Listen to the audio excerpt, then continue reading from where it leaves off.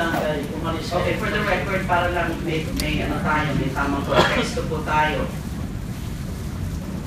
Noong 2009 po, nung iniimbestigahan namin yung Davao Death Squad, sa CHR chairperson pa ho ako, nag-conduct po kami ng series of public hearings sa Davao. Tapos, in one of those, I can get the date, I have some records here. Since nag-tip sa amin, may nag-tip sa amin na meron nga daw na mga lilibing dyan sa Laud property, yung sinasabi niyong ma-acquire. Kaya pinuntahan mo namin yun. I led a team na hinahanap mo namin yung sinasabi nilang mass grave. Nakakita ko kami doon ng isa na nahukay.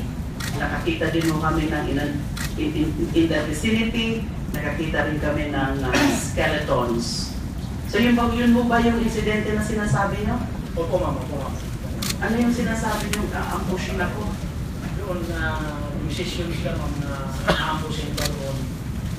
Namin doon. Sino bang nag-desisyon na ambushing po?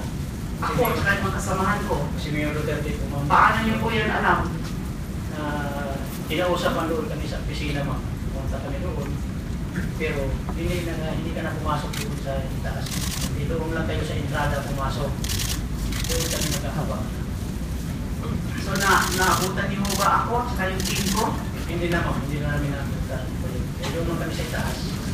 Nakaabang kayo sa may taas. Opo ma'am. Pero hindi nga kami nakapunta sa taas. Because that property, again for the record, that property